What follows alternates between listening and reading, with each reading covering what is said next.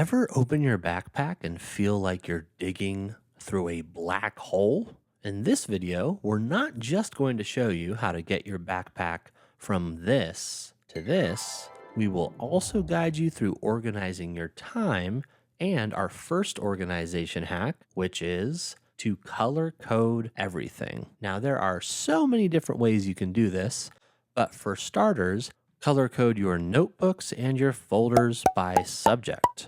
That way, instead of having to dig through your backpack and maybe even open each notebook to check and see what sort of content is in there, you'll just look for the right color, knowing that yellow is history, blue is math, pink is English, purple is Spanish, and green is science.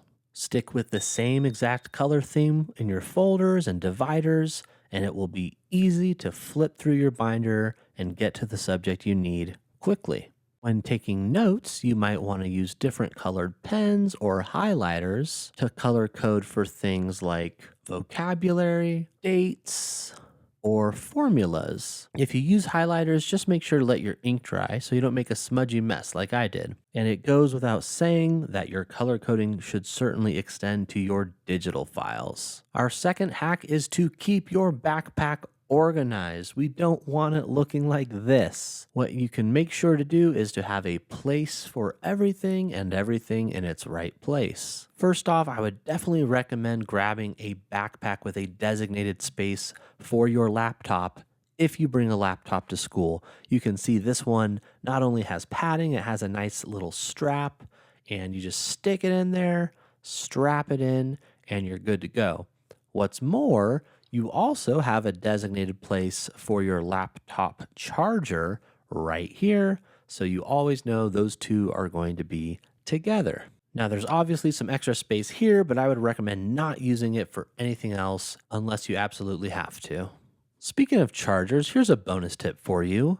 Have more than one laptop charger. If you keep one at home, you can simply take your laptop out of your backpack and plug it in with your designated workspace charger. It's little things like this that will keep you from going crazy and also keep you from forgetting to bring your charger to school. And of course, this hack also applies to phone chargers.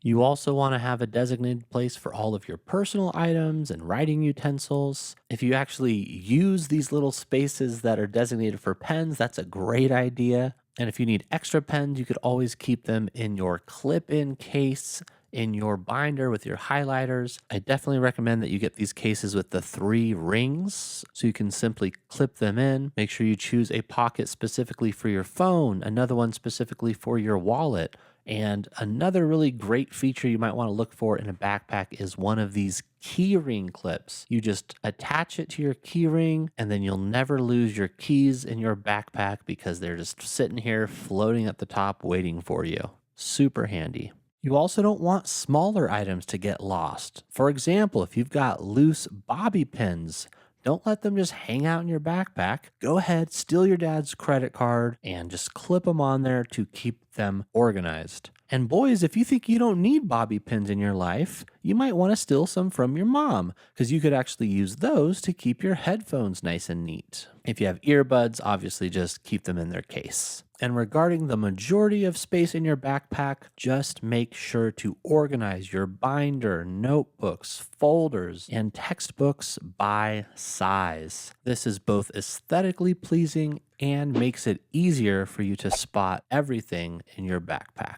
Our third and final hack is to organize your time. And it's not enough to just plan on doing something or even to plan on doing something on a specific day. Time blocking, choosing specific chunks of time for specific tasks, is the way to organize your time. You can go old school with a physical calendar or planner, but I highly recommend utilizing the digital tools available today. There are plenty of paid apps out there, but good old Google Calendar works very well, and it is free. To really get a good idea of what your day or week is going to look like, a desktop or tablet view is going to be a lot more helpful than the view on your mobile phone. And this is what your schedule might look like. As you can see, we are designating a specific time for each and every task.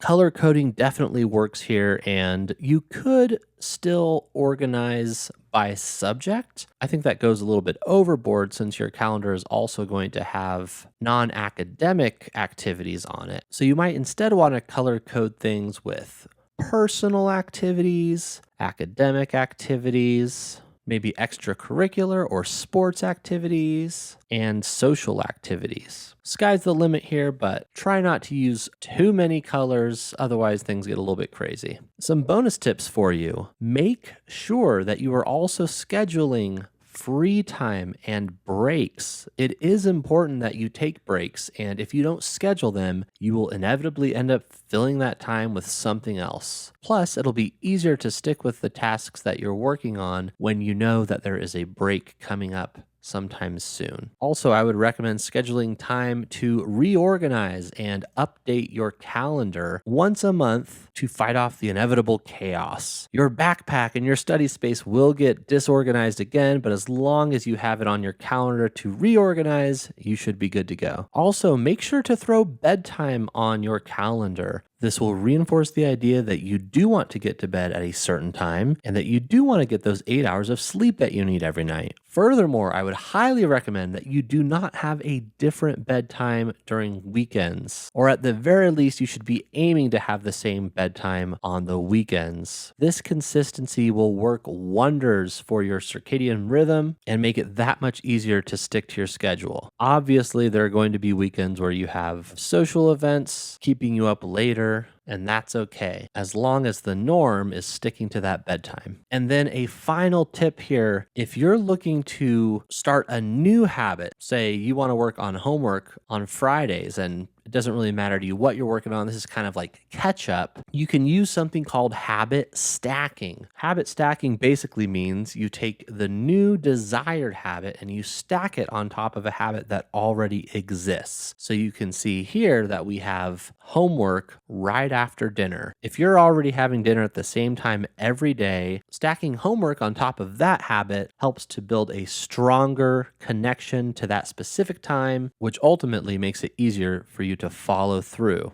This video is really just a small open window into the insights we have to offer at Revolution Prep. If you or your student are really looking to step up your organization game, sign up for our Introductory Executive Function course. This course covers not only everything I talked about today with organizational skills, but also growth mindset, planning and prioritizing, critical thinking, and more.